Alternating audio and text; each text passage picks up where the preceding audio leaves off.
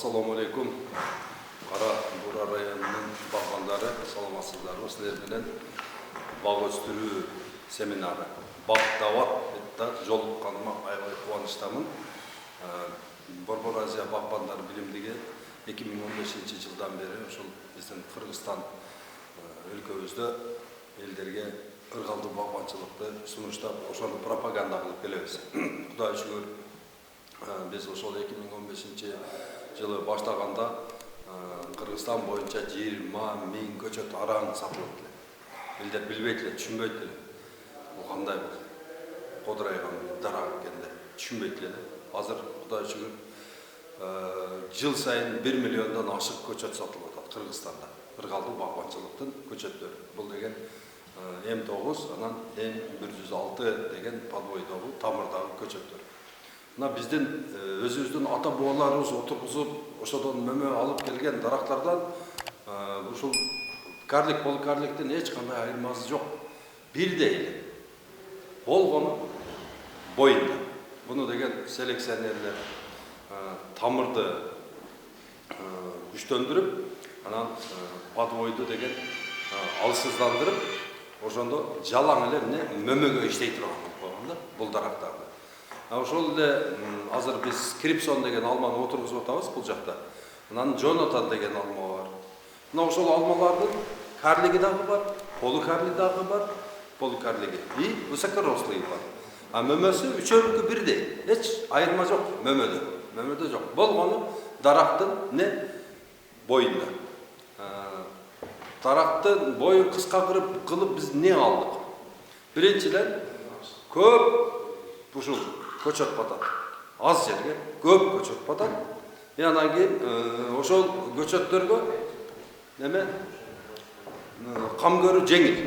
Аны бутоо жеңил, аны дарлоо жеңил, бою кыскалыгына байланыштуу. Анан мөмөсүн терип алуу жеңил да. Анан дагы бир жакшы жери, бул азыр биз карлик, полукарлик деп силерге сунуштап аткан ошол көчөттөрдүн мөмөсү, эртең дарак болгондон кийин мөмөсүн сатыш жеңил да. Себеби дегенде мунун бардык дүйнө жүзү тааныйт. Мына мисалы азыр чок güzel, дагы анан кийин бойка, дагы бир алма келди да. Мына ошолорду мисалы үчүн дүйнө жүзү боюнча ушул алмаларды бир 2-3 миллион адам таныса, мисалы үчүн 10 миллион адам танышы мүмкүн. Golden Delicious-ти дүйнө жүзү тааныйт да. Дүйнө жүзү жеп көнүп калган муну. Golden Delicious-ти аябай жакшы көрөт. Анан Granny Smith деген алма бар. Көк мөк болот, Сибир жөнүнө сүйүп жейт да аны. Аябай жакшы көрөт. Анан кийин Red Chief деген алма бар. Баягы биз отургузуп аткан Крипсондун жаңы түрү да. Усовершенствоваться эткен, чыккан дүйнө тааныган сортун сунуштап атабыз да. Мен айткан алмалардын бардыгы ушул 3 түр алма, булар деңиз деңгээлинен 1500 метр ошакка отургузулат. Ошондо анан кийин бул алмалар катуу болот, катуу. Анан бардык качествосын өзүнө камтыйт да. Эгерде ысык жерге мына Манас районуна отургузуп кое турган болсок, азыр 3 алма. Алманы күзүндө бышкандай мына колуңа коюп туруп, бир чапсаң аталасы чегилет да. Чачылып кетет. Жесең бир даамы жок, бирдеме эле болуп калат да. Себеби дегенде анын ошол климатка туура келбегендиги. Биз билбей эле, кыргыздар билбей эле сулуулугуна, анан даамына карап эле ошол климатты карап эле алып келип отургуза беребиз огородко. Анан кийин меники болбой атат деп эле ошентип кабатыр боло беребиз да. Аны климаты бар. Жай ошондой ысык жерлерге башка сорт алмалар бар. Ысык жерлерге, мына мисалы үчүн кайнап турган жерлерге мына 700-800 деңиз деңгээли. 1000 ушундай метрлерге өзүнүн алмалары бар. Бул Галабал деген алма бар. То сенин кепкаңдай кыпкызыл болот да. Кыпкызыл болот, жактан көрүнүп турат. Товарный вид укмуш, вкус укмуш, баягынын сакталышы укмуш. Ушундай сонун алма да. Наоборот, биздин баягы эрте бушар алма, баг алмаларды, эмелерди отургузуп ала турган болсок, алардын жашоо мерзими үзгөндөн кийин 1 апта. 1 аптадан кийин сатып бүтө албасаң, көзүңүн акшыңда отуруп каласың. Эч жакка апара албайсың. Эч ким переработкага да албайт аны. Себеби дегенде ал жерде фруктозасы да жок, анан сахарозасы да жок. Аны деген жөн эле бир массада сата албайсың. Галабалды болсо, ошол Эрли Женеваны, Галамасты, анан Джинджер Голд деген дагы сары алма бар. Ошону биз эмне кылабыз? Кышка да сактай алабыз да. Ошонусу менен превалировать этет да бунун эмеси, привлекательность. И вкус очень хороший. Вкус, мисалы үчүн жесең, жөнү оозуң толуу сок болуп, жөнү жыргап жейсиң да. Ошол алманы. Анан бул алманын неси жакшы? Ушул баардык жерде алма түгөнөт. Болду, все. Бырышкан, тырышкан алмалар базарда 150 сом болуп аткан кезде, ошондо бышып берет. Ginger Gold. 1-июльдө бышат Ginger Gold. Үндөбөй эле сенин колуңан 50 сом, 60 сом, 70 сомдон чайкоочулар алып кете берет. Мына биз ошону Галамасты biz özgöndө 65 сомдон сатабыз. Алар алып 130 сомдон сатышат, бизден алып. Эки барабар кой. Эми Галамас алманы көрсөң, кып-кызыл болуп шунтип тартып турат да, тетиги шариктерде алыстан көрүнүп турат. Шунчалык сонда Галамас. Галабал, ошонун эле семействосы. Эрли Женева, ошонун эле семействосы. Вкус отличный. Шундай сон. Мына товарный вид. Адамдар аны көрө турган болсо, алып жегиси келет. Анан кийин танып алгандан кийин адам деген ушундай эме болобуз биз. Көңүлүбүзгө жаккан нерсени бир жеп алгандан кийин аны деген кайра издеп, базарды деген тутуп алып издеп жейбиз да. Кайерде бар, Галамас барбы, Галабал барбы деп издеп алабыз. Мына ошол бардык кыргызстандыктарга айтамын, ошол биз 2015-тен бери ошол бак дават кылып, ар бир районго жакшы көрүнүп, жаман көрүнүп барып жүрүп кылып аткан результатыбыз ушул. Азыр базарга ошол Golden Delicious да чыкты, Эрли Женева дагы чыкты, Галамас да чыкты, сонун карагаттар чыкты, ушул биз айтып жүргөн сливалар базарга чыкты. Эми Кудай кааласа эски баягы ата способ менен бак кылыш азыр артта калды дагы. Мынабы Өзбекстандан жылына 10 миллион көчөт кирчү да бизге. 10 миллион эң аз дегенде. 50 сомдон эле сатканда ошону 50 миллион сом болчу. Мына биз 7 жылдан бери ушул эмени тосуп келейтабыз да. Азыр барып мына жылыга элестетип көргүлө, Кыргызстанга биз деген канча? 500 миллион сом киреше киргизип атабыз да. 500 миллион сом Кыргызстанга биз ошол өзүбүздүн айткан сөз менен, өзүбүздүн айткан жүргүзгөн саясат менен ошол Өзбекстандан келген сайып эле коесуң, Саратанда кургап калат. Сайып эле коесуң, отургузасың, Саратанда кургап калат. Ал көчөттөрдө тамыры ачык эле болот. Ачык тамыр система менен да келет дагы, портерге жүктөлөт.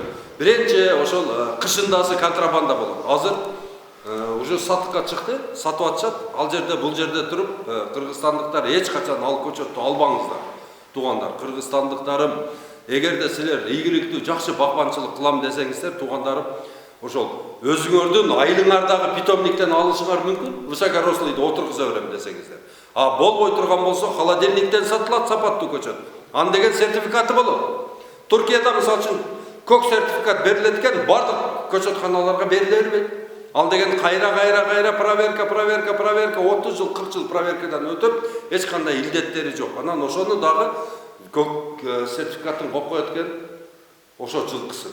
Анан кийин алып кетет экен, көчөттөр сатылып бүткөндөн. Кайра проверка коюп, кайра берет экен, ошондой экен.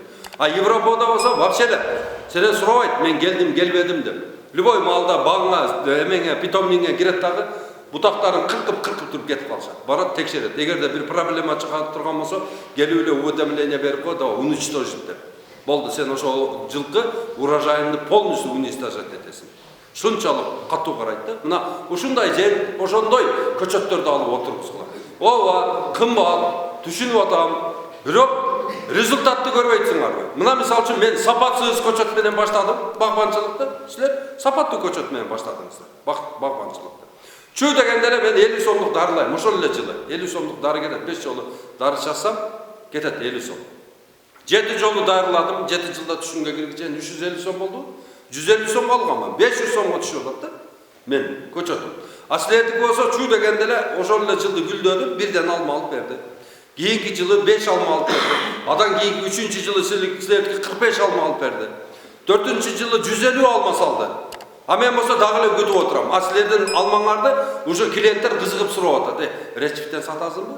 Golden Delicious барбы деп сурап атат. А мен алмамы эч ким тааныбайт. Асан аке менен Үсөн аке чайканада отуруп туруп, эки бутакты улаштырып туруп мага берип койгон. Ма, отургузуп алды. Отургузуп алды. Эч ким тааныбайт аны, эч ким. Каяка алып барып сатам мен. Каяка алып барып сатам. Вот, ушул маселе болду. Анан өзүм жейм, айла жок, өзүм жейм. Базарга алып чыгам. Базарда баягы коробкаларга, баягы ряддын арасына кирип алып, коробкаларды коюп алып, анан кийин алмалыла деп сатам. А силер болсо, бактын четинде эле туруп эле анан кийин ошол ошол даканса үзүп ала бер өзүң деп туруп, акчасын алып коюп кетире бересиңер. Болду, бара бер. Сиз шеп бара бериңиз, биз өзүбүз жулуп кетебиз дейт. Болду, сен акчаны алдың, отурдуң. Мына ошон үчүн айтып атам, сапаттуу көчөттөр менен баштагыла багбанчылыкты. Анан экинчи жылы, үчүнчү жылы уже результат болгондо жүрөгүң сүйүнөт. Результат келип атат да, көрүп атасың. Түйүп атат. Атаката кээ багбандарды көрдүм, 14 жылдан бери 2 гектар, 3 гектарлап гилеси отургузуп алышты. Bir büdür gilesi eylek bizde. Düşün, 14 yıl oldu, bakıp oturamız deydi. Bir büdür gilesi eylek bizde. Şuradan. Ne? Agrotexnikalık erejelerini saktabay oturguzgan. Çаңдатыш койгон эмес. Çаңдатыш коюш керек ага. Çаңдашуу болбосо мөмө тийбейт. Самапилеши сорттор бар. Же болбосо ошону отургузуш керек. Же болбосо çаңдатыш коюш керек. Мына гилеске драгана жолтая, анан кийин кызыл чотур гилес деп коет. Мына бизде бар. Эгерде кимге керек болсо кайрылсаңыздар, көчөттүн баягындай чоң кичинесине карап 200 сомдон 300 сомго чейин жакшы көчөттөр бар. Сүйлөшүп алып беребиз. Сал беребиз. Кайсы районго болсо, любой районго сал беребиз. Жалал Абадпы, Таласпы облусуна, бардыгын жерине сал беребиз. Ошого туугандар бардыгыңыздар да айтам, туугандар, бизде азыр бактан башка иш деле калбады.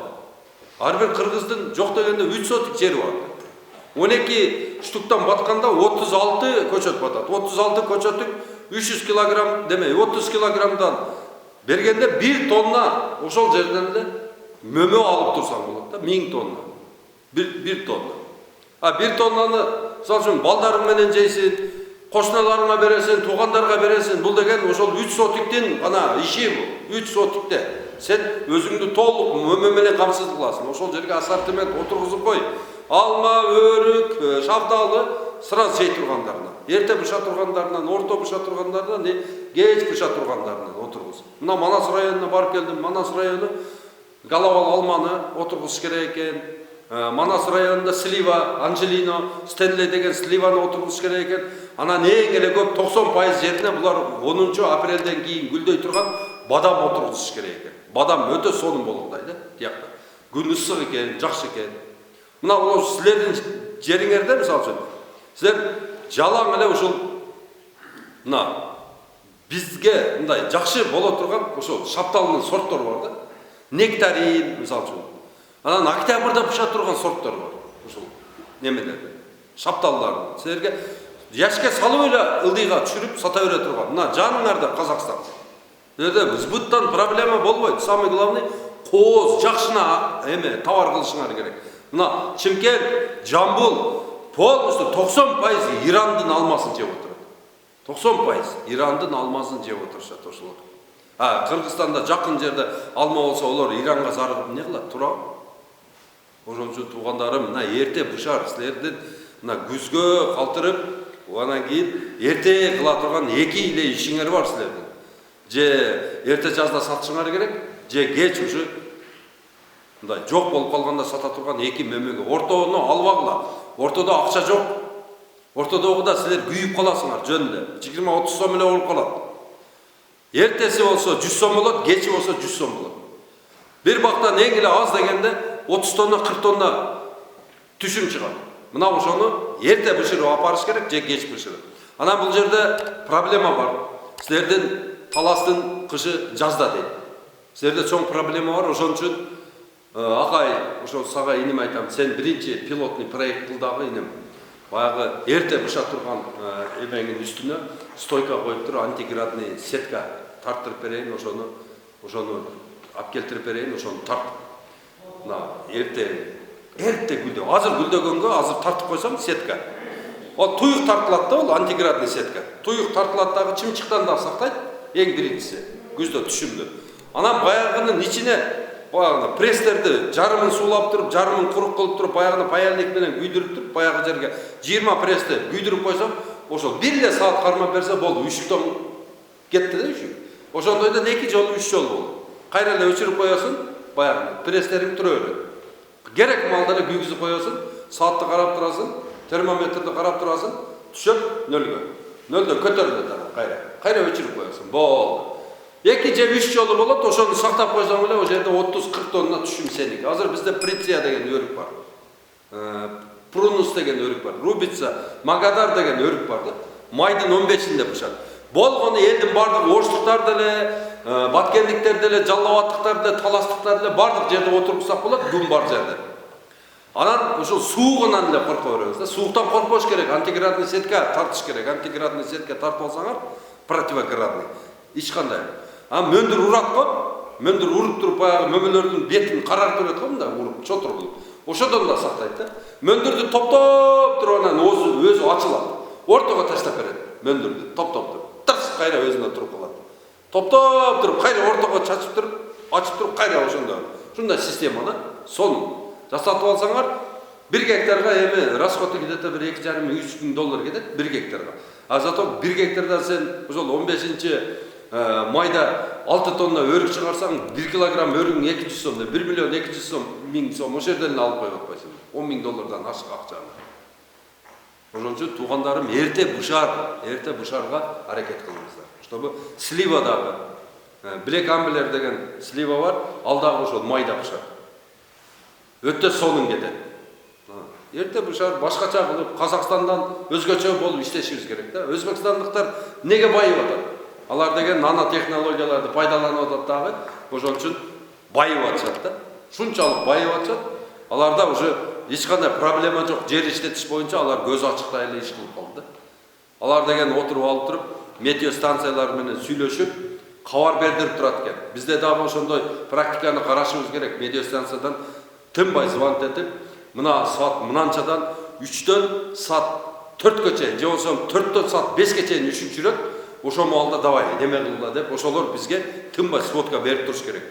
Мына период, мына мисалы үчүн бир нерсени отургузардан мурун баягылар бизге полный айтып бериш керек. Мына 2040-жылга чейин мынанча жолу кар жайып, мынанча жолу мынанчанча числолордо осадка түшөт, мынанча температура мынанчага чейин түшөт, мынанчага чейин көтөрүлөт, мынандай болуп туруп, ошого сууну дагы камдап, бардыгын камдап алышыбыз керек да. Ушулар менен кошо иш алып барыш керек. Эми Куда кааласа, мына Борбор-Азия багбандар биримдиги азыр биз сунуш бергенбиз. Берген сунушубузга 3 жыл болду. Ошол Кыргызстан боюнча ошол министерствонун астында эме бир департамент, садоводство, багбанчылык департаментин ачкыла деп сунуш берип атабыз.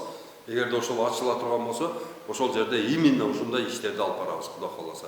Ар бир мисалы үчүн районго, ар бир багбанга СМС келет. Бирдиктүү силерди бир базага кирдиребиз, полностью. Анан кара буралыктарга мисалы үчүн отдельный келет сводка. Ассаламу алейкум багбандар, саат мынанчадан мынанчага чейин үшүп жүрөт экен, момундай осадка болот экен, момундай ысык, өтө ысык болот экен, мына маалда момундай кылып сугаргыла деп. Анан өтө ысык болуп мындай күйгүзүп берет го эмелерди, алмалардын бир беттери. Антиградный сеткада андай болбойт, күйбөйт да. Антиградный сетканын өзүнүн гарантиясы 9 жыл экен. 9 жыл иштетесиң. Керек эмес маалда полный жыйнап коесуң, үшүп жүргөн, анан кийин ошондо аябай саратан болгондо эле жайып коесуң. Калган маалда жыйнап коесуң, түрө берет. Мына ушундай. Туугандарым, эми азыр силер бул жерге келдиңиздер, чоң рахмат. Ар бириңердин ушул бак боюнча кичине бир суроолоруңар барды. Эми ушул сизден баштай берсек, аке, сиз бересиз, анан ушинтип бир сыйра суроолоруңарга жооп берсем, аке. Ana, bismillah. Qanday so'roq bor ekan? Baq bo'yicha o'zingiz.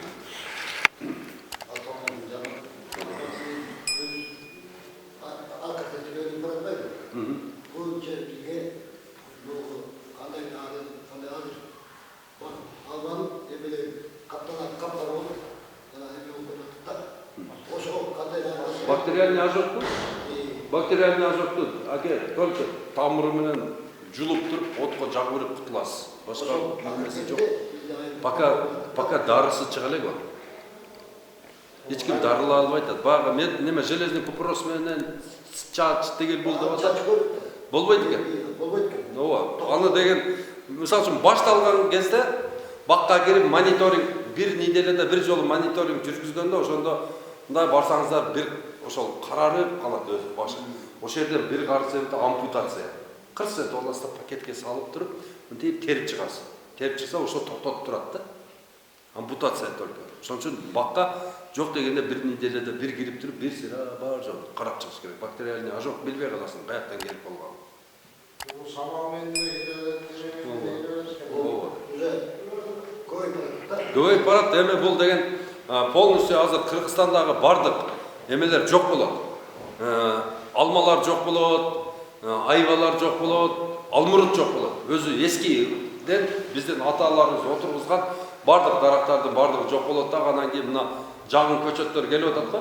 Ошолордун ичинде вакцинациясы болот. Тамырдын өзүндө. Баягы бактериальный ожог жанында ооруп аткан дарактын жанына отургузсаң да бул оорубайт. Иммунитет болот да ошого. Ошондой көчөттөрдү алып келип атабыз. Ошо сизге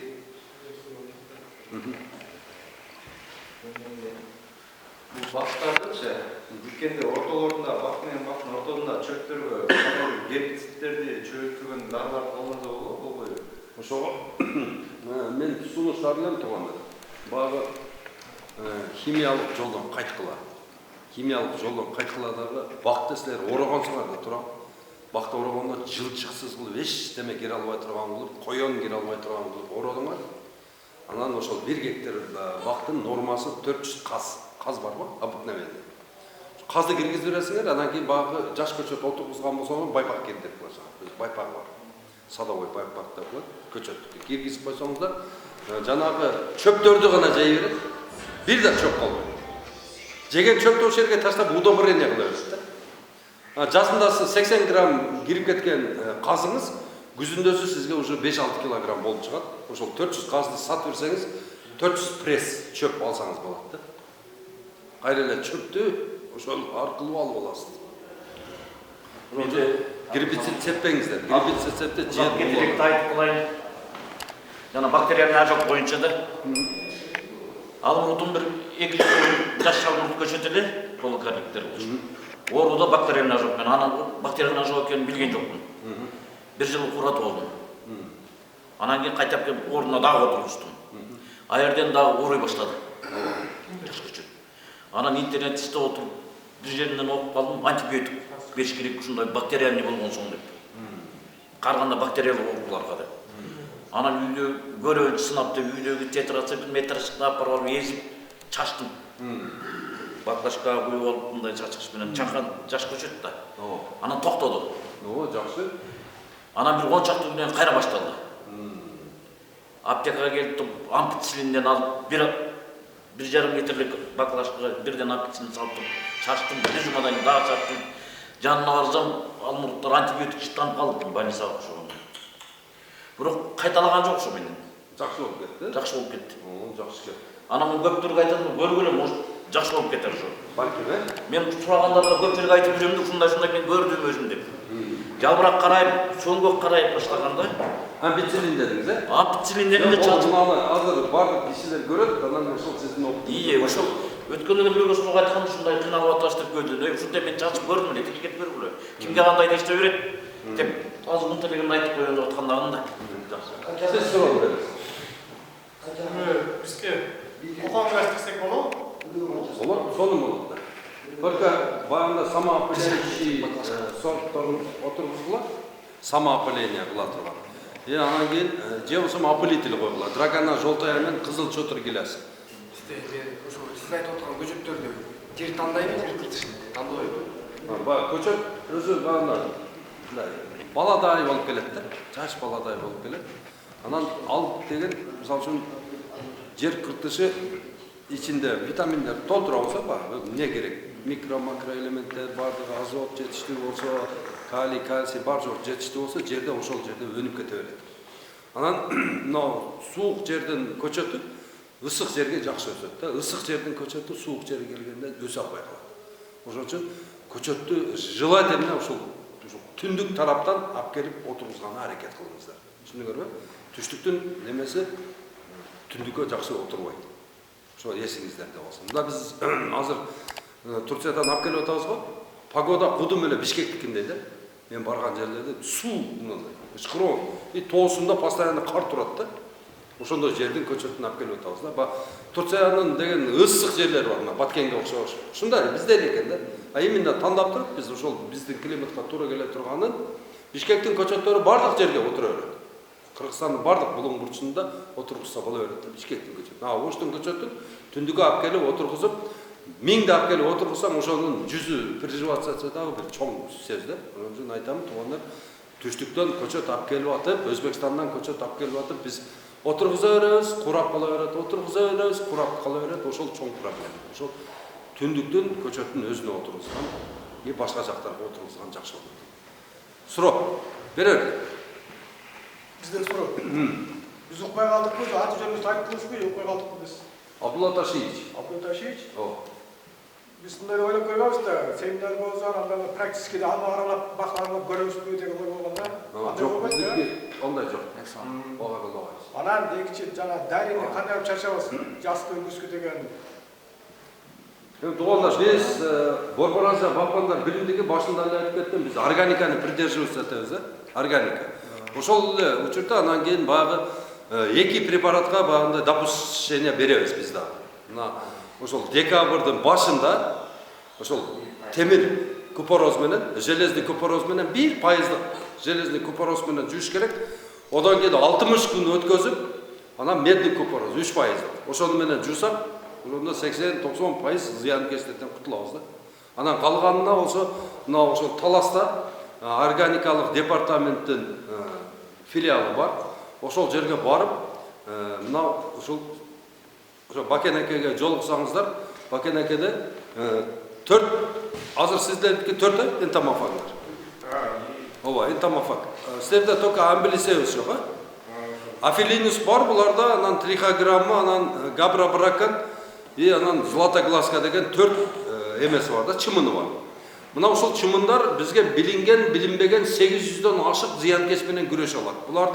Булар жумурткасын жейт, личинкасын чагып өлтүрөт, и баягы учуп жүргөн өзү менен дагы аяк ышкандай күрөш жүргүзөт да булар. Бул бизге көзүбүзгө көрүнбөгөн бир Алла Таала бизге берген бир чоң бир жакшылык да бул. Аны биз түшүнбөйбүз. Анан кийин туугандар, бул жерде мен байкадым, будай, арпа көп себет экенсиңер, Будай, арпа көп себет экенсиңер. Анан кийин азыр биздин балдарыбыз будайдан ундун каерден келгенин билбейт. Биздин балдарыбыз будай менен арпаны менен жемдейт. Будан ун чыгарып түшүнбөйт да биздин балдарыбыз. Мына эмне десең жемдейт. Малдын жеми. Бул будай бул. Биз нан кылып жейбиз десең, койсаңыз ушудан нан чыгабы деген балдар бар да.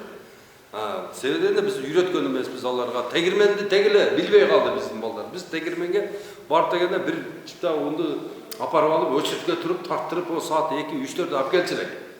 Un алып келдик үйгө деп. Биз ошону көрүп калдык. Биздин балдарыбыз ойлойт, булочкалар даракта өсөт. Анан болсо компоттор болсо арыкта агат экен. Атам ошол жерден алып келип алат экен депчи. Ошол будайга азыр триходермин, анан биолигнин деген 2 препарат бар. Мына ошол 2 препаратты иштете турган болсоңуздар, силердин будайыңардын асылдуулугун көтөрөт да. Клейковинасын 60-га чейин көтөрүп берет. Ошону пайдалангыла. Болгону 50 сом и 30 сом. 2 препараттын баасы ошондой. Даяр. Башка мамлекеттерден кудум ошондой эле препараттарды бизге алып келип туруп 1000 сомдон 800 сомдон сатып атышат. Аттарын ар кандай коюп алышат. Ошол туугандар. Мына ошол органикалык обработка. Мына алма киргизип атканда, алманы киргизип атканда погребке. Любой эле нерсени погребке киргизип атканда ошол биолигин менен, триходермин менен обработка кылып кое турган болсок, алмабыз баягындай паң жыттанып калат го подвалда. Ошол жыт жок болот. Грибковый болезньдердин баарын өлтүрөт ошол. Билбейбиз, колубузда эле турат бар жок нерсе. Зыянкечтер менен күрөшө турган биздин өзүбүздүн куралдарыбыз бар да. Биз болсо ошол четтен келген эң оор. Баягылардын остаточный проценти калат. боорго таасир берет, бөйрөккө таасир берет, мээзге таасир берет, канга таасир берет. Ушулардын баардыгын биз эмне өзүбүз добровольно чачып, балдарыбызга жетирип, өзүбүз жеп атабыз да. Ошон үчүн химиядан кайтышыбыз керек туугандар. Мына азыр азот кымбаттап кетти. Азот кымбаттап кетти. Ушул кымбаттаган маалда биз баардыгыбыз не астындагы дарагыбыздын дагы, эгинибиздин дагы, бардык жашылчаларыбыздын дагы астын ушул органика менен обработка кылышыбыз керек. Мына азыр биз Кыргызстан боюнча жайылтып 100 миңден ашык адам багып атат биогумус. 1 килограмм калифорнийский сөлжан bir күндө 1 килограмм кыкты жеп обработка кылып 600 грамм биогумус чыгарып берет. 600 грамм биогумус менен биз 12 помидор баксак болот. 1 килограмм сөлжандын кылган жумушу менен биз 1 жыл помидорубузду багат экенбиз. 1 түп помидорубузду органика кылып иштете алат экенбиз. Мына 1 килограмм уруктук сөлжандын баасы 300 сом. 300 сом. Мына ушуну 10 килограмм алып 1 тонна кыкка таштап койсоңуздар 600 килограмм биогумус чыгарып берет. 600 килограмм биогумус менен 10 сотик жерди ойноп күлүп иштетебиз. Өзүбүзгө 10 сотик жер болсо, багыбыз болсо, помидорубуз болсо, болгарский, картошка баардыгына жетет. 10 сотик жерден биз эң эле аз дегенде баягы жерде 5-6 тонна түшүм алсак болот. Ошон үчүн бардыгыңыздарды айтам, туугандар. Азыр малыңар бар, туура. Кыкты алып барып эле талага себердиңер. 50 килограмм менен 50 килограмм кык менен кошо 140 миң ото чөптүн уруктары кошо болот. Барат. Анан кийин аны менен ото чөп менен күрөшүп эле жатып каласың да. Эмне кереги бар, туура? Аны деген толтура оорулары бар, тамыр оорулары кошо барат. Аны биз мисалы үчүн кокон гилесинин астына кык сала турган болсоң, майский жуктун личинкасы бар, эшек курттап коебуз. Чоң ак болот. Ошол тамырды полный арчып таштайт. А сен 15 жылдык эмеңе ошол эмени сала коюп, кыкты сала коюп туруп ошол дараңан кол жууп каласың. Болду, арчып таштайт. 1 жылда полный жеп таштайт. Onu kayra vazgeçat et albaysın, terisin, kayra onu ösmeydi hiç kaçar. Boldu, все. Boldu, gitti. Arçıp taştaydı. Kostочка boylardım bardığını arçıydı bu. Nemeni, kaynolunukunu arçıydı, badamlıkını arçıydı, şahtalınıkını arçıydı, gileslikini arçıydı. Onun için bardığınızda da aytam, tuğanlar, kıktı, agarotka degele çolok oldu. Anı degen ne kılış gerek? Anı degen çok degene kampaseri ödetiş gerek. Kıktı üyüş gerek, büyük kılıp büyüktür. Судан аябай чачып туруп, нымдап туруп, капкара клёнка менен жаап, туюк кылып, четтерин баягы лопатка менен топурактап туруп, дымдап коюш керек. Жанагы күйөт. Күйгөндө дагы 200-300 градуска чейин чыгып барат баягы. Эмеси, күйүү эмеси. Баягы капкара болуп туруп, момундай болуп туруп күйүп калат. Мына ошону уруктары да өлөт, баягы личинкалар да өлөт, бардык бизге зыянкечтер өлөт. 2 ай. 2 айда уже күйүп таптаза болуп калат. Анан кейін ачып таштап туруп, апарып огородко салсаңыз болот, же болбосо ошого bir 10 килограмм сөлжан салып койсоң, 3 айда обработка кылат, гранулированный эң дүйнө жүзүндөгү таза биогумус чыгат. Senin 50 килограмм биогумусуң 2 килограмм 50 килограмм компост баягы күйгөн неме. 2 килограмм биогумустун күчүнө бере албайт. Биогумус 1000 эсе күчтүү. Биогумустун курамында калий, кальций, фтор, марганец, темир, жез бар жок бардыгы камтылган. Эң башкысы гумус бар. Жерди өстүрө турган гумус бар. Ошон үчүн туугандар биогумус жасаганды үйрөнгүлө. Булар силерге эртеге только пайда берет. 1 жылдык даракка 2 килограмм салып койсоң 1 жыл кармайт. 10 жылдык дарагыңа 20 килограмм берип койсоң 2 жыл кармап берет. Эмне жаманбы, туура? Өзүңөн чыгып атат. 1 сом коротпойсуң. Салып эле койдуң болду. Салып эле койдуң болду. Кыкты болсо катар кылып төгүп кете бересиңер. Мына бул жерде сөлжан иштеп атабы? Бул жерге төгүп кете бересиңер. Сөлжан акырын жылып, даярын алып иштете бересиңер. Bir конвейер кылып койсоңор да. Болду. Мына силердики, өзүңөрдүкү собственный производство. Биогумус. Баягына эми биогумусту шербет кылып бер, кааласаң, шербет кылып. Кадимкидей бочкага салып 80 литр суга 10 килограмм биогумусту салып, чалып туруп коп кой. Bir gün. Ertesi günde çalıp turup anda ozu çoğun leykege kuyup alıp turup pomidorların астына berip gör. Daraktardın астына berip gör. Bar joku berip gör. Budayga berip gör. Bede, eksport sen, bar joku şerbet kılıp bere ver. Ana östürmeydi eken de görösün adan keyin. Mına tuğanlar. Biz daraqta oturguzup atkanda eң birinci катачылыгыбыз oturguzуп atkanda кетиребиz да. Калпактай жерде оябыздагы чоң тамырды тыккылайбыз ошол жерге. Анан аш жалгыз акечи балтаны деп туруп астын чап таштап туруп отургузуп коебуз. Анан баягы кичинекей жерде акырын жан суу тийгенден кийин баягы ак эмелер чыгара баштайт. Тамырларды чыгарып мынтип кетсе эле такалат. Капталган такалат. Бул жактан такалат. Баягынан кийин ичине өсө баштайт. Баягы ошондой курап калган дарактарды мынтип чыгарсаңар баягы неме леонтиптин чачындай болуп калат. Кочмор болуп баягы өсүп тыгылып калат да. Не кылыш керек? Бирге бир жерди абасынан чатетип 4 жерде. Бетин алыш керек 20 сантиметр. Бул органика, таза органика. Бул деген ошо даракты өстүрө турган жер. Алып туруп бир идишке коесуздар. Түбүн 80 сантиметрди аласыңар дагы бияка чыгарасыздар. Турсун ошол жерде. 15 күндөн баштап 1 жылга чейин турса боло берет. Ким бактарак отургузам десе, бүгүндөн баштап лунканы каза бергиле. Алма отургуза турган болсоңор 2ге 4 болот, калганын бардыгы 5ге 3 болот. Жаңга эле 4ге 8 болот, калгандары 5ге 3. Түшүндүңөр? Шапталыңар деле, кайнолуңар деле бар жоңор 5ге 3 отургузасыздар. 5ге 3 бул жагы дарактын 2 дарактын ортосу 3 болот, машина жүрө турган жагы 5 болот. Аны алабыз дагы ага бирме-бир чиринди аралаштырабыз. Чиринди бар го. Мына мисалы үчүн сел жүрүп келип бир чириндилерди агызып келип атат го. Ошол жерден топтогула. Же болбосо бага мен айткандагы туруп 3-4 ай коюп туруп, күлөнкө менен жаап туруп, био неме кылгыла, компост кылгыла, же болбосо биогумус. Бирме-бир аралаштырып туруп, анан тамырга ошону беребиз. Кошо тамырга ошону беребиз дагы, анан кийин жан суу куюп коебуз. Болду. Өспөйм деген дараң өсөт да ошондочу. Анан кийин казып атканда өзүңөр байкайсыздар, 65, 60, 55, 50 сантиметр жерге түшкөндө ошол жерде бир слой бар, катмар. Сууда өткөзбөйт, абада өткөзбөйт. Мына ошол жерди бузуш керек. Сындырып ылдыйга түшкөндөн кийин анан кийин тамыр деген жайылыш аябай жакшы болот. Аэрозация суу кетиши жакшы болот, аба алышы жакшы болот да, дышать эткенде. Ошондон анан кийин дарагыбыз ийгиликтүү жакшы өсүп берет. Лунканы даярдаганда аташ отабыз биз. Биринчи эле. Анан көчөт тандоодо машина менен кетип атып, токтот. Эмне болду? Көчөт саттат эмне? Барабыз. Мына эмне десе, анан багылардан Айгүл деген алма барбы десең, о бар деп карап атат. Аялыңыздын аты эмне мисалы үчүн? Гүлмира болсо, Гүлмира деген алма болсо, азыр сурап келейинчи да анан бир алманы алып келип. Мына Гүлмира деген алма мына.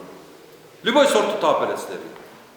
Ал жерде ал көчөттөр болсо, ал көрбөгөндү көргөн, оларчы. Алар менен кошо бир айдан бери жашап жүрөт ал көчөттөр. Алар деген аш жеди, анан кийин баш бармак жеди, ар жерде чүйдө тоң коюп турду, оерде оң коюп турду, момундай болуп турду, акыр келип анан таласка келди, же Нагылга келди, же көлгө келди. Баягы көчөттөр эми армияга барып келгендей эле да. Көргүлүктү көрдү. Апарып туруп силер отургузасыңар, анан эмне болот? Көктөмөш болот дагы саратанда анан кийин уруп кетет. Тамыр система өлүп калган. Ал өрчүбөйт эч качан. Ошон үчүн туугандарым эч качан көчөдөн көчөт сатып албагыла. Аны силер алып туруп, мына билбейм эми өзүңөр үчүн мына огородко отургузуп алып анан кийин карап мында анан мөмөсүн жейин десеңер мейли. Серьезный бактылам деген адам обязательно сертифицированный, дүйнө жүзү таныган сортторду отургузуш керек туугандарым. Ошого аракет кылыңыздар. Суроо. Түштүктүн көчөттөрүн ошо түйүнө удамленияны күчтөп кылсак бизге болуп билестик. Ооба, немени кармайт го. Кармап 1 жыл жашап кеткенден кийин аны деген азыгын берип, биз эми баягындай амофос, же азот, же карбамид деп нелери бар, ошолор сал дебейбиз. Биз деген биогумус сал дейбиз. Ар бир көчөттүн 1 жылдык көчөттүн нормасы 2 килограмм биогумус. 2 килограмм биогумус бересиз, ошо 1 жыл кармайт. 2 жылдык даракка 4 килограмм. Бергенде дагы мына 30 сантиметр, 1 жылдык көчөткө 30 сантиметр бул жагына коюп туруп, бур менен 2 жагын тешип туруп, ошого 1 килограммдан сол немени биогумусту салып туруп, анан кийин үстүн чала көмөсүңөр. Ушунча калтырып көмөсүңөр, ошол жерге суу кирет. Суу кирип туруп, баягы биогумусту эритип туруп, анан тамырга берет, күчтөндүрөт. Биогумус менен баягындай, учунда эле кичине эле көк калган дарактар бар да бизде. Биз азыр эксперимент кылып туруп, жанагыларга анан кийин баягыларга 30-40 килограммдан айлантырып туруп эме беребиз. Биогумус беребиз баягыларга. 1 жылдын ичинде баягы полный зеленка болуп туруп, баягы өрчүп кетет да. Биздин дарактарыбыздын саргайганы неден? Экологиядан эмес, биздин дарактардын түбүндө азык жок. Азык жоктон ошон үчүн орый берет да биздин дарактарыбыз. Ошон үчүн азык бул эмне? Биологический азык. Өзүбүз мисалы үчүн нени жакшы көрсөк, органиканы жакшы көрөбүз, дарактар ошону жакшы көрөт. Эгерде постоянно даракка жалаң баягындай химикатты бере берсеңиздер, тамыры жалкоо болуп калат. Тамыр системасы жакшы иштебей калат да. Эмне деле болуп калат. Эгерде органикалык эмени азыктандыруу бере турган болсо, тамыр аябай жайлы. Тамыр системасы жакшы болгон дарак жакшы түшүм берет. Ошого аракет кылыңыздар. Органикага өтүкүлөр. Алейкум ассалам. Hoş geldiniz. Екі сұрақ odayına baktım da. Birazın жөндеп koymuş oluyor. Biraz жаңа болчу. Ben alamız almalar жақсы üstüne almanın biz жарым метр алғақ тұруп, сайтқан бізге бір тереңдігінде 1 метр қасып тұрып, 5-6 арала боқта қойып төгіп салып тұрып бергенбіз да. Алмалар жақсы өскен. Осы сайт отырыз тамырынан жеп қойып отырса. Ошол тура емес қана екен мен ошонда. Тура эле, мына немени бираз жакыныраак кылып койгонбуз да. Өзү биз жакта Ошто дагы ошол практиканы колдонуп атышат. Только бизгилер 3 метр дарактан ар жакка мындай эле баягындай жарым метр, анан кийин түбүмүзө 1 метр котлован казып эле кыркты ошого салып атышат. Анан сууну дагы ошого берип атышат. Баягы эрип туруп анан кийин тамыр ал өзү алып кетип атат да. Через земля фильтр өтүп атат да. Ошол. А эгерде бизгилер мындай кылат да, мен айттым го курт жеп коет деп. Прямо контакт. Неме менен, тамыр менен контакт кылып берип коет да бизгилер. Ошондо жеп коет. А сиздики болсо жер менен келип атпайбы? Азык. Акырын сиңип, сизде нормально эле, ондой проблема болбойт сизде. Екі суроо бұл мен айтам, лопатка фасолайдам, хабарыңыз бар шығар. Фасолайдам, ошо менен августтарда ооруп кетти. Бизде эмне ооруп калды, бактерия Клеш. берет да. Клеш, э? Ара биз ага берден дары алып берген августта. Ошо менен ал кайра бүрдөп, жашыл болуп, жерде күчтөлүп, фосфор көтөрүлүп, кайра бүрлөп чыкты. Кайра биттен сентябрда. Кайра дагы бир ошо менен фасол бышпай, ноябрдын 31-inde жинап кеттим ошо фасол. Неме кылдыңарбы? Анализ кылдыңарбы? Ошону көргөнбүз текшерип, жана биолабораториядан. Клеш. Жана буудайда, буудай арпаларда бар да. Ошону чапканда ошол жактан огуйт да, каттайт. Бул меники мындай да, чоң жол, мен поляга барган элдердин поляның жолдун боюнда да чаңдан да болот, бул да ойлоп калдым мен. Чаңдан эмес, бул эми бул баягы өзү клеш деген көзгө көрүнбөйт, бирок бир күндө мисалы үчүн ошол канча миллиард клеш түшөт дагы ошолор бир күндө 2 тонна, 3 тонна баягы бетиндеги селенка бар го, жашылдар. Жалбырак ошолор жеп коет да. Bir polyadan 2 tonna жеп турса 10 күндө уже жалбырактарын жок эле болуп иштейт да. Ошондой болот. Анан эми баанда любой эле тиле, клеш ошол менен күрөшкөндө немени кирсамынды эле, кирсамынды ак майга аралаштырып эле биз жакта ошол менен күрөшүп атышат. Берки химиялык жол уже болбой калды. Сумай. Подсолнечный эмес, хлопковый майга эле самынды аралаштырып миксер кылып туруп эле өткөрүп турган пульверизаторун ошо менен чачып таштап атабыз. Тилега дагы, эмеге дагы. Анан азыр ошол лок чыгып калды. Азыр биз аны колдонбой атабыз, лок менен уруп атабыз. Баягы немени, фирма бар го, айбабы, эмне? Эйбенби, ошонун немеси. Ошол логу менен уруп атабыз. Ошол жакшы экен. Bir tonnага 1 литр чабыштырып алабыз дагы 1 гектар бакка ошол жетип атат. Бакка? Чачып көрүп эле балким иштейт.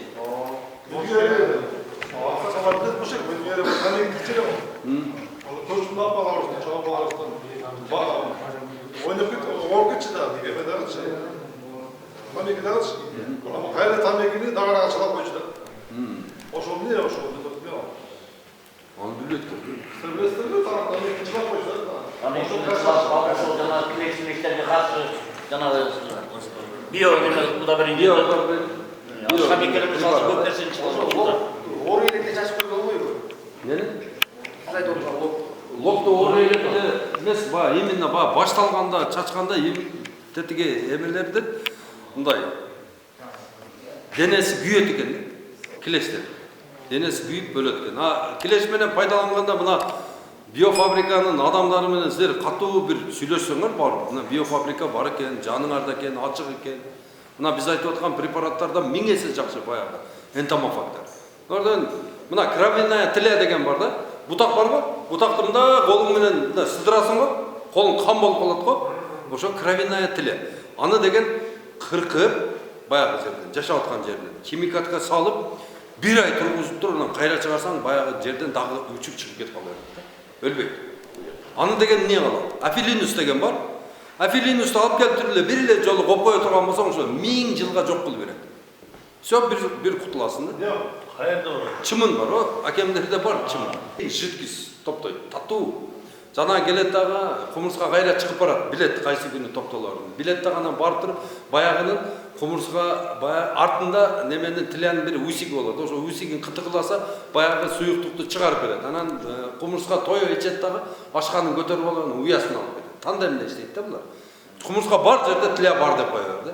Ошон үчүн кумурсканы дагы экөөнү бирдей жок кылыш үчүн мына лок деп иштеткиле, эрмен деген бар, ошону иштеткиле, ачуу эмелер бар, ошолор иштетсеңер, анан кийин ошолордон кутуласыңар да. Баягы химикалык жол менен буларды ала албайсыздар туугандар.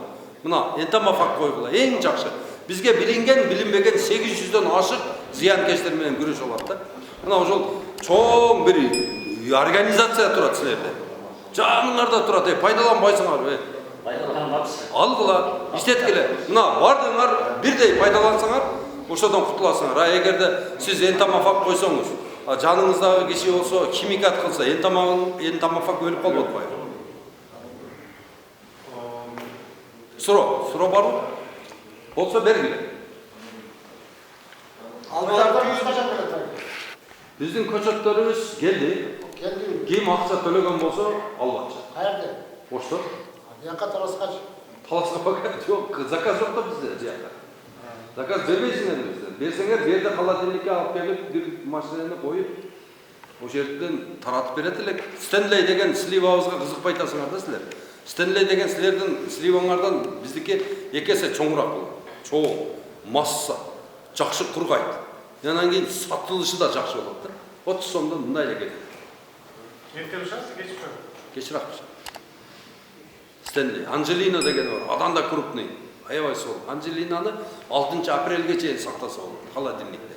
Холодильникке киргизип коесуң ящиги менен. 6 апрелге чейин нандай болуп сакталып тура берет. Туганда билетке, мына балага берип коелу. Дагы суроо, сүйлөшө беребиз, шашылыш жок. Караптын кандай көчөттөр бар? Алманы дарылаганда курттар кандай кылып дарылаш керек? Канча жыл, кайсы дарыларны кандай убактарда дарылаш керек? Бизде алманы дарылаганда ошол декабрда бир жолу железный купорос 1% менен обработка кыласыз. Анан кийин ошол эле февралда 3% медный купорос менен обработка кыласыз. 2 жол болду. Анан кийин ошол тиле эмесине мына ушул эмеден Бекенекеге жолуксаңыздар, Бекенекеде ошол энтомофактар бар.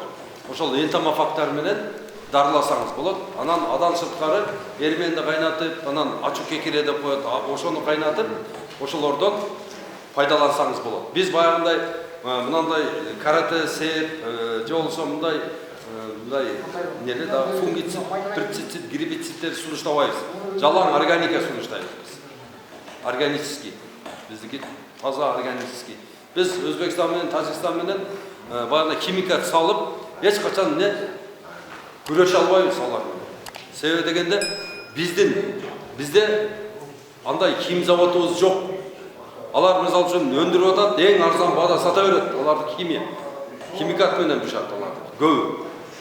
Бизде болсо наоборот, биз органикага катышыбыз керек. Органика эң Кыргызстандын мындай экономикасын көтөрө турган биздин органикалык тамак аш, органикалык таза тамак ашыбыз боло турганбызбы, бизге бардык туристтер өздөрү келет. Ошон үчүн органикага өткүлө тугандар. Астындагы, үстүндагы дарылаганы бизде толук мүмкүнчүлүк бар. Ошону буш кармагы. Макулбу тугандар? Суроо.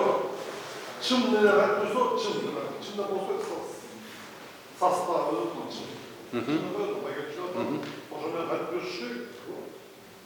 Ажырык десең, ажырык. Бизде ажырык деп коюп, ого, мына, эгерде ал жерде эч нерсе жок болсо, Эч нерсе жок, а? Var da.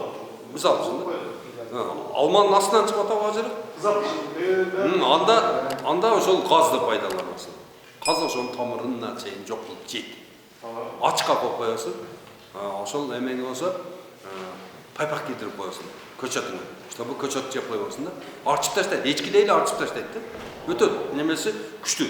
Анан кийин баягынын өрдөк менен каздын немеси ушундай расположенный канча крокодилдин немесинде эсептейт го мына күчүн. Ошонун күчү бар экен, анан дагы эмне режущий, аралайт экен. Мындай кылып туруп, эгин 1-2 жылдырып эле үзүп алат экен да эми. Любой. Бизде деген бир көчпөр бар го, ошону секирип алып жеп атышат. Иштенсе бербейбиз да. Бир да, только су, калган полный чөп менен азыктандырып атабыз. Ошого өткүлөп. Эгерде ачырык тегиз жерде боло турган болсо, баандай клёнкаларды бириктирип үтүктөп туруп, чоң площадь болсо, ошого жаап турган чекелерин топурак менен жаап чыга турган болсо, багындай вакуум пайда болот экен дагы, жанагы 2-3 айдын ичинде до основания тамырга чейин ийрип кетет экен. Күндүн немесине жок болуп кетет экен да. Камыш, ажырык, ошол нерселерди ушинтип жок кылып тазалап алып туруп, анан багып отургузуш керек. До основания чирип кетет экен, ийрип, вообще жок болуп кетет экен. Чоң клёнка керек да, анын үчүнчү. Эми азыр производственный чоң клёнкаларды Москвадан алып келсе болот. Анан туугандар, мына кайракы жерлериңер болсо, Бишкекте гидрогель деген чыккан. Гидрогель 1 килограмм гидрогель 200 литр сууну эми алат. Өзү гранул болот, эмеге окшош, азотко окшош эле гранул болот. Анан ошодо 100 грамм ар бир көчөттүн астына салып койсоңуздар, 20 килограмм суу эми алат да баягы. Кайракы жерлерде. Бир эле сугарсаңар 20 килограмм литр сууну эми алат. Узакта суу келе турган жерлерге ушинтип пайдалансаңыздар болот. Мына расчет кылынат да, мисалы үчүн, так, бир көчөт 3 литр суу ичсе, так, демек, мына 20 литр болсо, мага ушул 3 жолу сугатка жетет экен. Калган испарение болсо да. Демек, мына 9 күндөн кийин суу куя турган мезгилге мен буга 100 грамм эле салсам болот. 9 күндө суу келип турат мага деп, ошондой расчет менен гидрогелди пайдаланыңыздар туугандар. Мына көп эле биздикилер эмени баягы уже Жалал Абадда пайдаланып атышат. Кайрактыларга. Баткенде пайдаланып атышат гидрогелди. Москвадан салды 1 килограмм $16. Ошондо бир көчөткө $2 салып койсоңуздар, кармайт. 3 жыл, 4 жыл, анан 3-4 жылдан кийин уже баягы өсүп тараган, сону болуп алгандан кийин баягы өзүнөн өзү чирип жок болуп кетет баягы. Болду. Dağın sonunda o köyde şor toprakta olmalı da. Böyle kaçırırlar da, şor toprakta kendi mümkün емес. Qanday dokuz olur da Шор топуракка бизде 2 сорт эмебиз бар. Бирөөсү алмурут, бирөөсү бий алма. Шуну беребиз шор топуракка, шор суу менен шор топуракка ошол жерде өсө берет. Тамыр ошону үйрөнгөн да. Ошондой бар бизде. Эми алса кимде шор топурак болсо, обращаться эткиле, бизде бий алма менен алмуруттун көчөтү бар. Шор топуракка түшөт. Макулбу? Беребиз. Kripson koçat var bizlerde. Крипсон эмес, бизде редчип. Крипсондон жакшыраак. Kripson yok mu? Крипсонду эми алып келип бер десеңиз, атайын сиз үчүн алып келип беребиз. Biz уже garantiyasından kripson ha. Гарантиясы менен полука. Мына азыр дагы 3-чү машинеге заказ алып атабыз. Кимге көчөт керек болсо, мага жазып эле койгула. Мен атым, мисалы үчүн Адыл. Мындай Чолпон айылында турамын. Мен 3 гектар жерим бар. 3 гектар жериме мен ушул Галавал деген алма отургузайын дедим эле. Мында канча кетет, не болот? Анан кийин телефон номериңизди WhatsApp'тан эле жазып койсоңуз, мен агрономдорго пересылайт этип коем, агрономдор окуп туруп, анан сизге байланышат. Абдыке кандай сана мындан жериңизди айтат, 4 жеринен ортодон кылып туруп, 5 жерден алып анализге жибересиз. Анализ биз бекер чыгарып беребиз. Анан сизге айтабыз, Адылке, сиз сурап аткан алма берге болбойт экен аке. Сиздин жериңиз шор экен. Сизге мындай айба бар, анан мындай алмурут бар. Ошону отургузуңуз деп, биз өзүбүз уже жерди көрүп бүтүп, сизге сунуштайбыз да. Мындай болот экен, же болбойт экен деп заключение берип, анан сизди туура жолго салабыз да. Ошону менен. Анан ошону менен сиз анан кийин эртеге жакшы өстүрсөңүз, Элдин баардыгы көргөндөн кийин анан полукарликти баардыгы отургуза баштайт. Ошондой. Көчөттүн баардыгы доллар менен Доллар менен $4. Баардык көчөттөр бизде $4. Баардык. Только мисте менен эле фундук 10. Мына ушул ысык немеге, ушул таласка, ушул силердин жериңерге ушул фундук сонун болот эле. Ушул фундукка бир кызыгып көрбөйсүздөр. Азыр 100 көчөт салдырдым. Врачкага беребиз, Кудай кааласа. Эгип көрсүн, Эми болсо иштеп кете турган болсо анан кийин жалпы эле фундукка өтүп кетебиз. Фундук деген жаңгак. Жаңгак, анан бунун кардары аябай көп да. $10 кардар бар буга. 5000 тоннадан ашырсак, мына азыр Талас облусунда топтосо 5000 тонна слива чыгып атат го азыр. Мына ушул сливаны азыр Lazım bir жаққа жақшырақ ақшаға предлагать етіп, бұл жерден акимдер же губернатор шығып, Новосибирск менен сүйлөшүп, же бір менен сүйлөшүп, şu жаққа заготовкаға киши чакырса болот да, 5000 тоннадан ашқанға клиент келет. Анан кийин азыркыдай канчада сатасыңар слива? 20 сом болот го. 50 ошол көбүрөөк кетет да, кымбатыраак кетет. Түшүндүрүү кандай экен фундуктун? Фундуктуу түшүндүлүгү 1 кустунан 15-20 килограмм экен. 1 кустунан? 1 кустан. Жана чоң кусту же булар эки түрү бар го. Бадалды. Кустовой же анан кийин немеси да? Кустовой bizde. Кустовой, э? Кустовой. Бадалды очень выгодный эмес экен бизге кустовой. Анан кийин карагат. Карагаттын азыр Черный капитан деген карагат чыккан. Bir кусту, чоң куст болуп өсөт. Ошонусу 5000 сом киреше берет. Ошондой эле эмеден кара карагаттан 1000 көчөт отургузуп алсаңыздар 5 миллион бар деп кое берет. 100 сомдон сатканыңар да. Азыркыдай 350-400 сом болсо ажыр 450 сом болду. Акчаны түйүндө каласыз. Ошон үчүн ойлоңула, туугандар. Ошондой эле анан кийин эле атабыз отургузуп берип койгон талды карап отургандын кереги жок. Мына азыр өзүңүздөр билесиздер, баягы кээ коллективде bir сасык адамдар бар го, башта орто эле анан андай мындай дей бергенде эле мына тал терек ошондой эле адамдар да. Алманы дагы, клубниканы дагы, малинаны дагы, карагатты дагы, өрүктү дагы эч нерсени өстүрбөйт да. Эч нерсени өстүрбөйт. Тал терек, каражыгач, мажырым тал, орус терек, Кытай терек бардыгын түбү менен алып таштагыла да. Отун кылып жыйнап койгула. Кийин анан кийин силердин баягы поликарликтериңер өсүп, чоңойгу чайын баягыны жагып неме кылып, тутандырып кылып турасыңар. Анан уже өзүңөрдүн поликарлигиңер болгондон кийин жанагыны эмне кылабыз?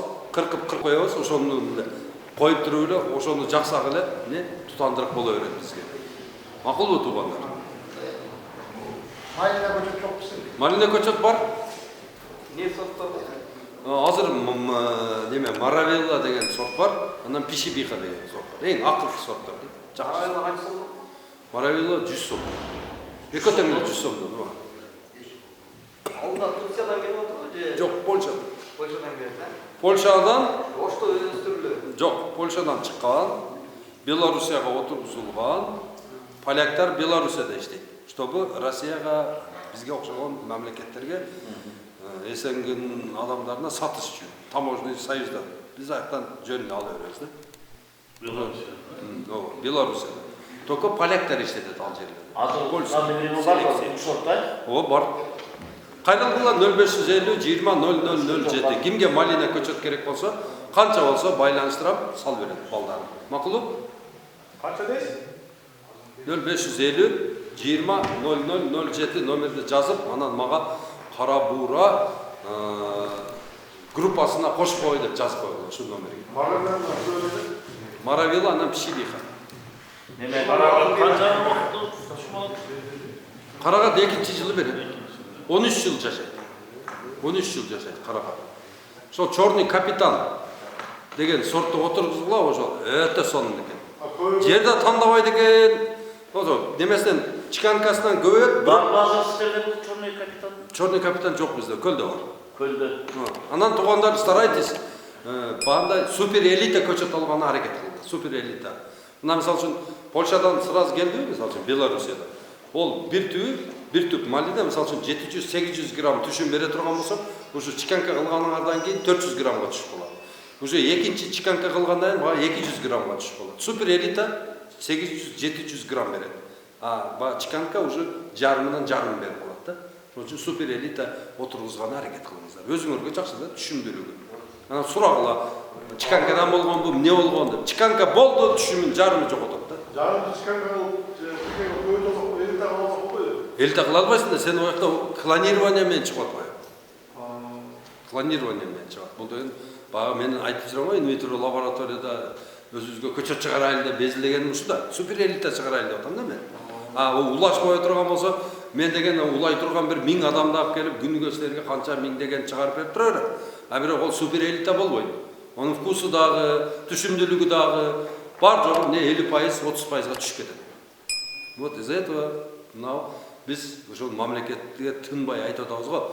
7 областка 7 питомник коюп бергиле инвитро лабораториясы менен. Ошол жерден дүйнө жүзүндө чыгарган эң сапаттуу көчөттөрдү биз да чыгарайлы. Ошол сапаттуу көчөттөр биздин элибизге доступный болсун. Багбанчылыкты өнүктүрүш үчүн бизге арзан көчөт эле болсо, биз ташка дагы өстүрүп алабыз өзүбүзчү. Арзан эле көчөт болсун. Мисалы үчүн барсаң эле көчөт канчасы 100 000 сомго 1 гектарга жете турган көчөт берип койсо сүйүнүп келе бересиң да, тура. Жыр калды. Бул жерде уже 400 000 беришке туура келди. 300 000 ашыкча. Ар бир дейкан 300 000ден ашыкча Туркияга акча кетирип атабыз биз. Ошону мамлекет бизге шартын түзүп, мына азыр 26 миллиард сомду 260 миллионду бөлүп атат. Ошону 50 миллионун кесип туруп, мына немеге питомникке 10 питомник коюп бергиле. Чүйгө экөөнү, Ош жакка экөөнү, калган областтарга бирден деп койсок, туруп, мына ушул жерге эмне керек? Бардыгын өзү жасап берет. Бир питомник жылына 5 миллиондон көчөт чыгарып берет да бизге. Одан жырган нерсе бар, тура. Арзан $1 алып отургуза беребиз. Бар жокту бак кылып иштейбиз. Бир дарак жылына $1 киреше берет. Бир дарак жылына $10 киреше берет. Бир дарак жылына $10. $1 дарагың жылына $10 киреше бере турган болуп калат 3 жылдан кийин. 5 миллион көчөт чыгардың ба, ошол жылы 3 жылдан кийин ал эмне уже $50 миллион киреше берип аткан болот Кыргызга. Тура подряд чыгардың ба 1 миллиард дарак чыгарып кое турган болсо ушул Талас облусунда. $10 миллиард Талас облусу өзү эле берип турат да элдерге. Четке чыгып бирдерин көрүнгөнгө жаман көрүнүштүн кереги жок. Холодильниктерди куруп, керегинче киргизип, ашканды өзүбүз жеп, жыргап эле жашап калдык. Оазис жөнүнө эдем кылып берсек болот Кыргызстанда. Анын үчүн биригишибиз керек. Мына жакында Кудай кааласа чоң жыйын болот багбандарда. Райондордо чыгып, ар бир районго чыгып, мен команда беремин. Ар бир районго чыгып, каттарды таштайбыз, талап коебуз. Бизге 40 райондо ошо бир күндө митинг кылабыз. Митинг кылып, бардык районда Кара Буранын ушул акимчилигин жанына чыгып бересиңер. Бала чакаңар менен келип туруп, требование бир эле нерсени коебуз. Питомник кылып бер бизге. Болду. Талас облусунан 4 акимчиликте митинг өтөт бир күндө. Бир эле талапты коебуз. Бизге мына ушул жерге $5 миллион бир питомник коюп бер дейбиз. Ошто чыгат, Жалал-Абадта, Нарында, Көлдө бардык жерде бир күндө намечать этип туруп чоң митинг өткөзөбүз. Биз демеге барбайбыз, ак үйгө, көк үйгө барбайбыз. Биздин ошол акимчиликке келип, акимди эшикке чыгарып, чоң кагазды колуна вручать этесиңер. Мына, сага, мына, иш. Бирик дагы губернаторун менен бардыгын макулдашкыла дагы бизге бир питомник коюп бергиле ушул жерге. Болду. Башка требование жок. Бизге багбандарга питомник эле керек. Башка эч нерсенин кереги жок бизге. Сууну деле өзүбүз чыгарып алабыз. Жерди деле өзүбүз таап алабыз. Арзан көчөт берсе болду. Всё. Мына, булар дагы биздин бул биринчи котубуз да. Арзан көчөт чыгарып берет. Biz 5 sottik, 10 sottik, 20 sottik özünün ülüşlerge egip durup, rezultatı görsetkenden keyin anayın bular özleri çıkar. Bagbançılıkta çoğun nemet var turbayı, çırgal turbayı. Gel buna boş yatkan yerlerde yerge özüz bereyli de. Özleri cügüret bizden arkamızdan, nerge egi alçı de. Düşündüңөр mü? Ağaçayın biz rezultatı üyden görsetelim. Bu ilden başlap, her birimiz özüzdün üydü var monitoring kılaydı. Bunda geldi, tak. Buna bir çalgız bir жаңғақ тұрады. Жаңғақ берсе bir çıpta жаңғақ береді. Бербесе жоқ. Кекемдір. Неғылайлы? Мынаны алайлы. Түйменен алайлы. Тал теректер тұрады. Бұлар зиянкес шақыра тұрбай. Жөнді өзümüzді улап атыппыз. Бұл бір ғана алманы емес, бізді да улап атты. Газ шығарды. Түбіменен алайды. Тап-таза қылып тазаладық біз. Мен купоросымен жерді обработка қылып тұрып, желездің купоросымен 1% жерді обработка қылып, баға жерді одарып, тап-таза қылып, анан жерде планировка қылып тұрып, ошол жерге жоқ дегенде міне 50-ден баягы современный жаңы көчөт отургузайлы. Мына Кыргызстан боюнча Чилдеде өтө суук маалда эле көчөт отургузса болбойт экен. 1-ноябрдан баштап 1-майга чейин көчөт отургузса боло берет экен бизде. Түшүнүңөр? 1-ноябрдан баштап Чилдеде баягы минусовой температуралар болуп, тоңдор түшүп кетет го жерге. Ошондо гана отургузбай кое турабыз. Кайра жылгандан барып казып көрсөк, тоң кеттиби, кайра отургузса боло берет экен бизде көчөттү. Ошон үчүн бардыңыздар да айтам, тыным жок, көчөт отургуза берсек боло берет бизде. Мына биздин Кыргызстанда азыр ишке жарамдуу 3,5 миллион гектар жерибиз бар. Мына 3,5 миллион гектар жердин 1,5 миллион гектар жери кунарсыз болуп туруп, жайыт болуп жазылып калган. Жөн эле турат. Жөн эле турат да. Мына ошолордо ар бир акимде полномочия бар экен. Барып туруп комиссия создавать этип туруп эле, барып мына ошол жерде мына чөптөрдүн эмесин курамын эсептеп көрүп, эме кылып бул жерге мал тойбойт. Бул жер эмне кунарсыз жер болуп, банитети жок. Болды эсептелет, комиссия берден заключение бергенден кийин барып Гипроземден бир справка, тарихи мурас дегендерден бир справка, анан кийин бул жерде мамлекет жол пол ондай мындай өтпөйт деген дагы бир справка. Алып келип туруп эле баягы жерге. Акимчиликке тапшырасыз 10 гектар, 20 гектар, 30 гектар жерди багытын өзгөртүп сизге бакылганы берет. Бирок бир условия менен келиргеден силер ишти башташыңар керек. Ошол жерде келиргеден уже көчөдөгү каражатыңызга карап анан кийин жер алыңыз да. 1 гектарга жетеби курбуңуз? 1 гектар, 10 гектарга жетеби 10 гектар. Ошол жерди багытын өзгөртүп сизге бакылганы берет. Азыр чонтогон жерлерибиз толтурат да туруп, өтүп кетип атат. Мындан жер тийип калса деген жерлерди азыр ушу алсак болот экен да. Только акимчиликте эле чечилет экен. 3 справкасы о жактан келет. Болду. Калган проблемасы жок экен. Мына эми. Адыл аке, бир дуа кылыңыз эми. Амин. Haydi.